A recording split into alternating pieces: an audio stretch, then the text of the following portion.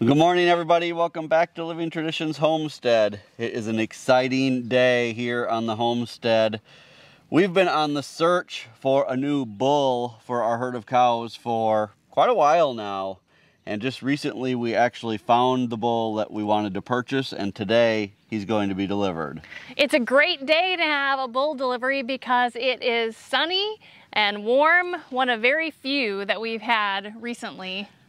Yeah, today's supposed to be a nice day and then another week of rain, but it is going to be a beautiful day. We've got lots of big plans today to get work done, but this morning we're preparing for this bull to show up.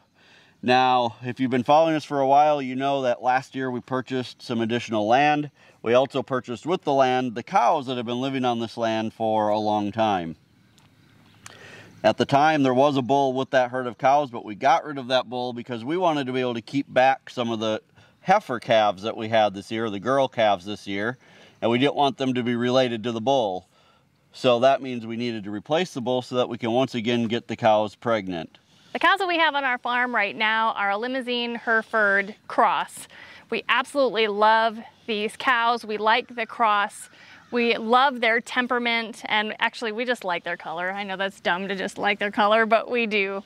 Right, and they seem to be excellent mothers, which is a big plus for us here. And like Sarah said, their temperament is really good. We can go up and we can pet just about all of the cows. You know, they're not friendly like a pet, but they're friendly enough that we can get around them. We don't feel threatened by them because they're such large animals. So we looked at a lot of different breeds of bulls. We saw several different breeds that we really liked. But ultimately, we decided to go with a Hereford and keep the Hereford Limousin Cross as our breed of choice. One particular characteristic that we knew we wanted in a bull was that they be polled, which means that they're naturally born without horns. We don't have a lot of experience yet with cattle. We're still learning. And so having to dehorn calves is not a skill that we are ready to learn. And we really feel that hornless cows are safer for us at this time. So we're excited to be bringing a polled Hereford bull onto our farm. Now the bull that we're going to be getting is 2 years old. He is a registered Hereford. We had him all checked out at the vet. We actually met the person who owns him at the vet last week, and the vet checked everything out. They did a sperm test, so we know that he's good and fertile. They measure the circumference of his testicles to make sure he's growing at the right rate, to make sure he's right on where he should be for a 2-year-old. And a 2-year-old should be perfect mix for our cows. He should be able to take care of all 10 of our cows, no problem. So you guys, there's one thing that we need to do before the bull arrives, and that is to move our cows.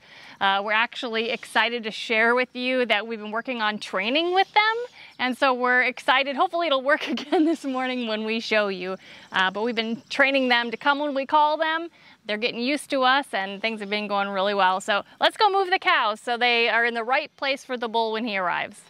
All right, so this is the gate that we're going to move the cows through this morning. Now we're hoping that, you know, our training with them is going to pay off, because we just moved them into that front paddock yesterday, which means they still have a lot of grass out there, but that's Rose's paddock.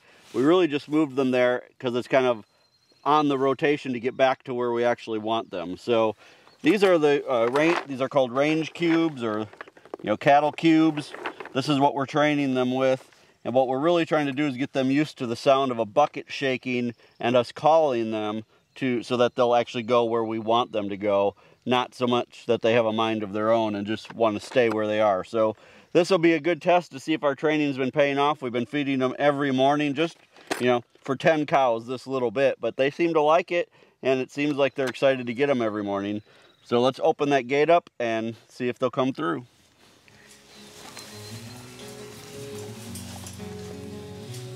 Let me open it all the way first before you call them. Come on, cows! Come on, cows!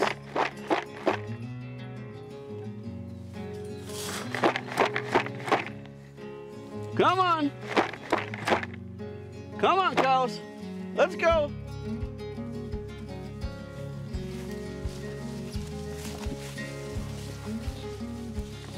Come on, cows! Come on, cows, come on! Come on! Come on, cows! Here you go, come on! Come on, cows! Come on!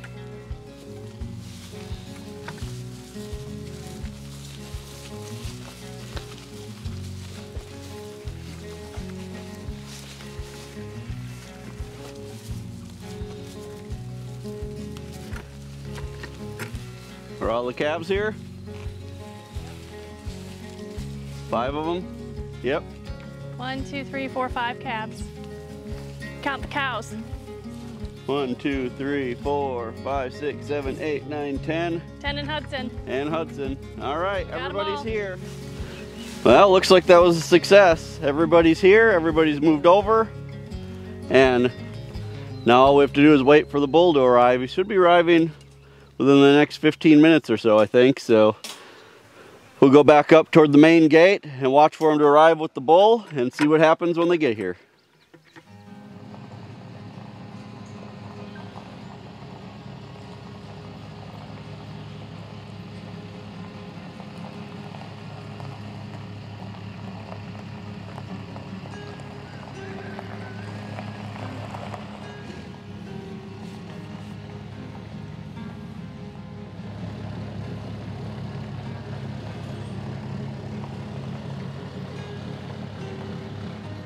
Bubba. Come on, baby.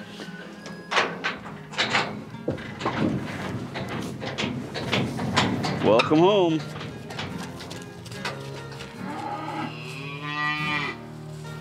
Little Tex, I call him.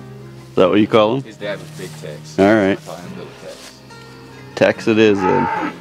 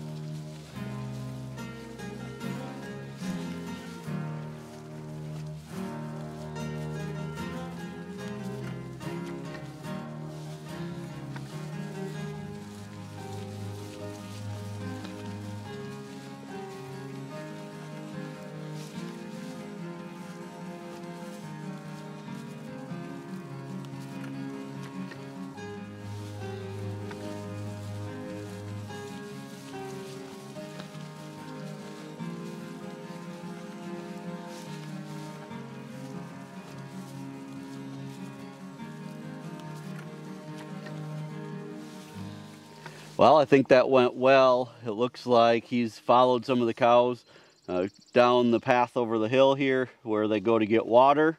Looks like everybody's getting along. Looks like, you know, right now they're just mostly interested in eating all this grass that's growing, so that's good. I didn't see any, you know, tussling of any kind. So we're gonna let them settle down for a while, see if they come back up the hill. If not, we'll jump on the UTV in a little bit. We'll head down the hill and try to find them and just see how everybody's getting along. While we wait for the cows and the new bull to come back up here, we want to show you a project that we've been working on here. Let's go take a look what we've been doing.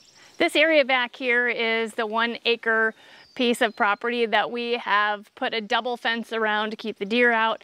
And we're using the inside area of this fencing as a chicken moat, so that the chickens, you know, will lay their eggs, and at night they'll be in their hoop coop, but during the day they can run around all the way around this 1 acre parcel to look for bugs and eat leaves and grass and all that kind of stuff. Well, we set this area apart for an orchard, which we planted already, just some brand new trees this spring. We're going to be putting blueberries and some other berries in another area, but this front area here we have reserved for garden space. And so Kevin and I decided that since we have some extra plants, not a whole lot, some plants left over that didn't sell at the farmer's market and we don't need in our big garden, we'll put an experimental garden here for the first time ever. So this is a big deal to us for a couple of reasons. The first is that this is the very first garden that we're planting here on the farm. Now, for those of you who haven't been following us for a long time, about a year ago, we were able to purchase some additional land to expand our farming or our homestead. So we have two pieces of property now. They're pretty close to each other, close enough that we can go back and forth several times a day without any real hassle. We consider this new piece of land, which is a lot bigger than our other piece of land, to be our farm. And that's just what we call it, so that we can say we're doing this at the farm and we're doing this at the homestead. So we have the homestead and we have the farm. That's how we keep them separate. So if you hear us refer to things, that'll help you guys understand a little bit about where we are. So this is the very first garden. This is kind of our test at the farm to see how the ground here is and see how things will grow. So yesterday, Sarah and I tilled all of this up. We put up the trellis and we planted all of these plants. We planted a bunch of tomatoes and peppers.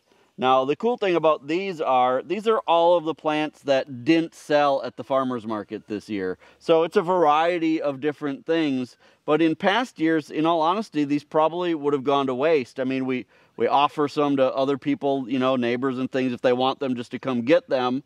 But it seems like every year we're left with some that either nobody wants, they didn't sell, and we just didn't have room for. So this year we were able to plant all of these, and we'll have some extra things to preserve over the course of the summer, and of course some extra tomatoes to eat. So that never hurts either. So again, this is about a 50-foot row. And the other experiment that we're doing that we're excited about, and the other exciting thing about this is that we're trying to grow this in a little bit different way. If you have watched our gardening videos on our big garden that we do at the homestead, we plant a lot of times with these trellises, but we'll plant on one side of the trellis and every row will have its own trellis. Down here we're trying something a little bit different to see how it works this year and see if it can save us a little space and a little work. So we're planting on both sides of the trellis. Instead of planting our tomatoes 18 inches apart like we normally do, we're planting them 24 inches apart, but then we're staggering on the opposite side of the trellis. So we'll be tying the tomatoes to both sides of the trellis, and we'll see how that works. Again, because this is an experiment, these are all extra. Anything we get off of these, we'll just consider a great blessing and extra on top of what we already have. It doesn't matter if the experiment doesn't go as well as we had planned, but you guys, I really think that this is going to be great. Other than that, we planted them exactly the same way we did our other tomatoes. We drilled a hole, we put a handful of rabbit manure down in the bottom, and planted them all the way down the row. I can tell you when I tilled this up that this ground is a lot more rocky than the ground that we have in our normal garden area. But it's not like a lot of big rocks. It's more gravelly almost.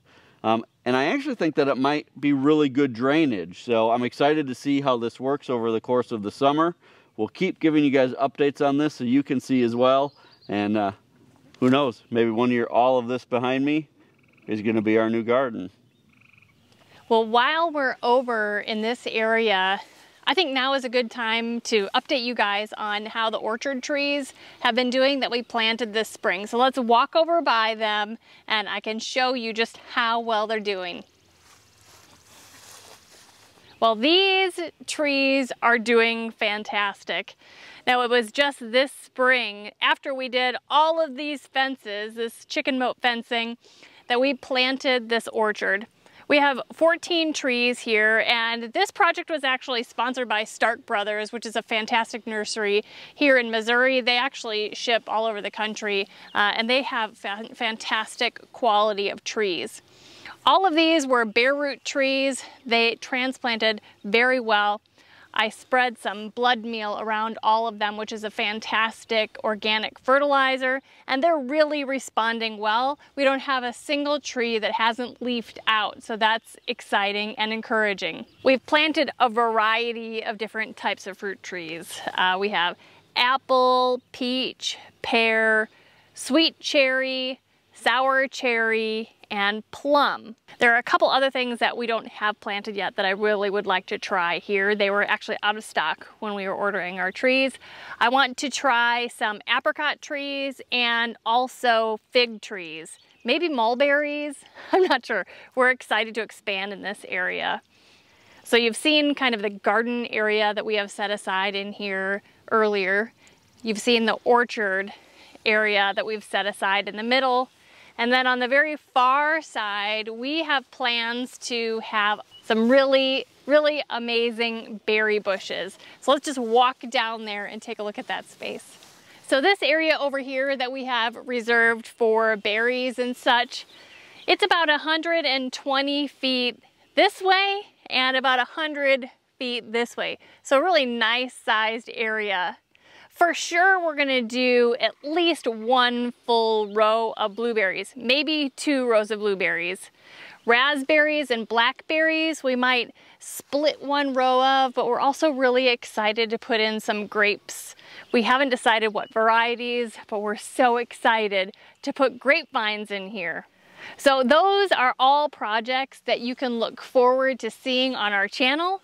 We're not sure if that's gonna start this fall or next spring, but we're really excited to get started on that. We're thinking about it. You guys know that we're planners. We've already been talking with Stark Brothers about the things that other things we wanna do in this area, and they're excited to work on those projects with us as well. Well, it doesn't look like the cows have come back up, so the bull must be with them. So let's jump in the UTV and see if we can go figure out where they are.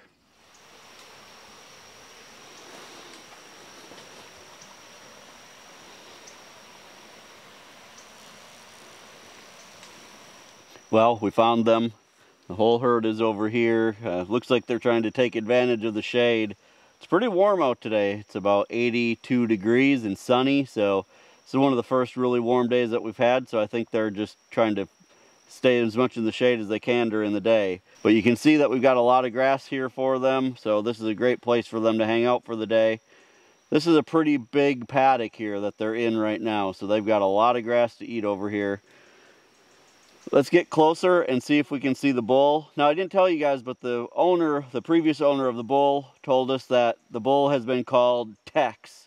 Apparently his dad's name was Big Tex, and they've been calling this one Little Tex, but we're just going to call him Tex. So we're going to keep that name for the bull. All right, let's go closer and see if we can get a better look and see how everybody's doing.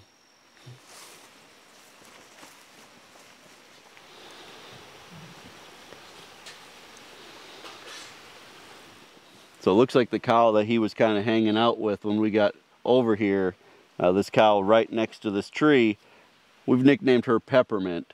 And she was the second cow that we had this year to have a calf. So there's a really good chance she could be back in heat right now. And so that could be why he's paying more attention to her. Because the previous owner kept a bull with this herd all the time, you know, other than the 5 that have already had calves, we're not sure who is pregnant and who wasn't bred in the first place. So there's 5 of our cows that are kind of up in the air right now.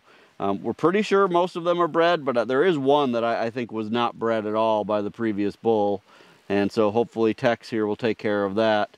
Now our plan with Tex is to keep him with the cows here for the next 3 months. Then we'll move him back out. After that time, he'll kind of live off on his own until next year when we want him to breed them again. That way, we're not having calves all year long like we are now. We'll have an actual calving season. We're hoping to always have our calves in the spring so that they can take full advantage of the, green grass and everything else. The moms can be eating green grass to be able to produce lots of milk for their calves. So it looks like everybody's getting along well. He's actually laying down now, so he doesn't seem threatened by us at all. All in all, he seems like a very calm bull, and we're happy about that. We're just going to kind of let him chill out. We'll make sure we're checking on him. We've checked all of our fences. Everything looks good. We don't think there's any way that anybody's going to get out. And honestly, I think he's going to be so preoccupied now that he has 10 ladies to take care of that I don't think he's going to want to go anywhere anyway. If they stay here, I think he'll stay here too. Well, this has been an exciting day on the homestead. This has been a process.